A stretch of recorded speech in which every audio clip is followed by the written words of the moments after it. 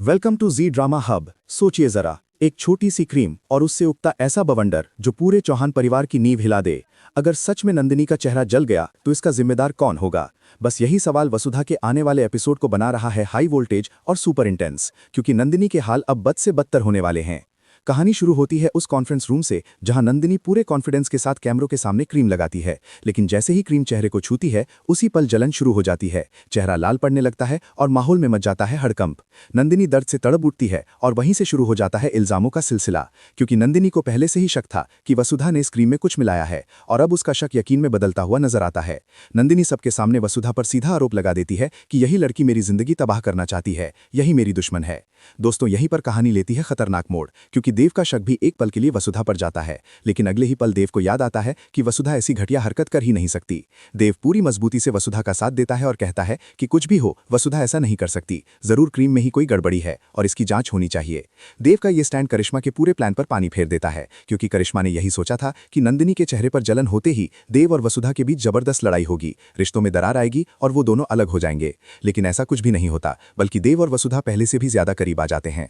अब कहानी का दूसरा एंगल और भी ज्यादा दिलचस्प है, क्योंकि अविनाश की एंट्री होती है एक ऐसे सच के साथ जो सब कुछ बदल देता है। दरअसल जो प्रोमो में दिखाया गया है, जिसमें नंदिनी का चेहरा जलता हुआ नजर आता है, वो असल में एक डरावना सपना होता है जो अविनाश देखता है। सपने में वो नंदिनी को दर्द से चिल्लाते हुए देखता है, मीडिया का हंगामा, चौहान परिवार की बदनामी और करिश्मा की शातिर मुस्कान। ये सपना देखते ही अविनाश बुरी तरह डर जाता है, उसके हाथ कांपने लगते हैं और वो उसी वक्त फैसला कर लेता है कि चाहे करिश्मा उसे कितना भी ब्लैकमेल करे, वो ये गुनाह नहीं होने देगा। अविनाश तुरंत क्रीम का डिब्बा बदल देता है और करिश्मा का पूरा प्लान ध्वस्त हो जाता है। यानी नंदिनी का चेहरा जलने वाला जो सीन है वो सिर्फ अविनाश के दिमाग का डर था, हकीकत नहीं।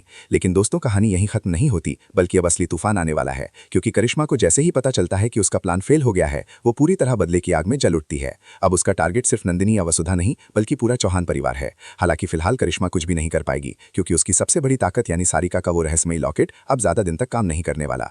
जैसे ही वो लॉकेट खराब होगा, वैसे ही चौहान हाउस की पल पल की खबर करिश्मा तक पहुंचनी बंद हो जाएगी और उसकी सारी चालें अंधेरे में भटक जाएंगी। अब सवाल यह है कि क्या करिश्मा कोई नया खतरनाक प्लान बनाएगी? क्या नंदिनी वसुधा पर लगे इल्जाम वापस लेगी? और क्या देव और वसुधा का रिश्ता इस तूफान से और मजबूत होगा? इन सारे सवालों के जवाब मिलने वाले हैं आने वाले एपिसोड में, इसलिए वीडियो को आखिर तक जरूर देखिए। और अगर आपको ऐसे ही एक्सक्लूसिव, सबसे पहले और सबसे तेज अपडेट्स चाहिए तो अभी चैनल को सब्सक्राइब कर दीजिए, क्योंकि आगे जो ड्रामा आने वाला है वो आपके होश उड़ा देगा। सब्सक्राइब नाउ और बेल आइकन जरूर दबाइए। लेती है खतरनाक मोड़, क्योंकि देव का शक भी एक पल के लिए वसुधा पर जाता है, लेकिन अगले ही पल देव को याद आता है कि वसुधा ऐसी घटिया हरकत कर ही नहीं सकती। देव पूरी मजबूती से वसुधा का साथ देता है और कहता है कि कुछ भी हो, वसुधा ऐसा नहीं कर सकती, जरूर क्रीम में ही कोई गड़बड़ी है और इसकी जांच होनी चाहिए। देव का ये स्टैंड करिश्मा के पूरे प्लान पर पानी फेर देता है, क्योंकि करिश्मा ने यही सोचा था कि नंदिनी के चेहरे पर जलन होते ही देव और वसुधा के बीच जबरदस्त लड़ाई होगी, रिश्तों में दरार आएगी और वो दोनों अलग हो जाएंगे। लेकिन ऐसा कुछ भी नहीं होता, बल्कि देव और वसुधा पहले से भी ज्यादा करीब आ जाते हैं। अब कहानी का दूसरा एंगल और भी ज्यादा दिलचस्प है, क्योंकि अविनाश की एंट्री होती है एक ऐसे सच के साथ जो सब कुछ बदल देता है।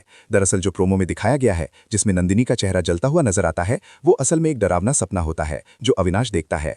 सपने में वो नंदिनी को दर्द से चिल्लाते हुए देखता है, मीडिया का हंगामा, चौहान परिवार की बदनामी और करिश्मा की शातिर मुस्कान।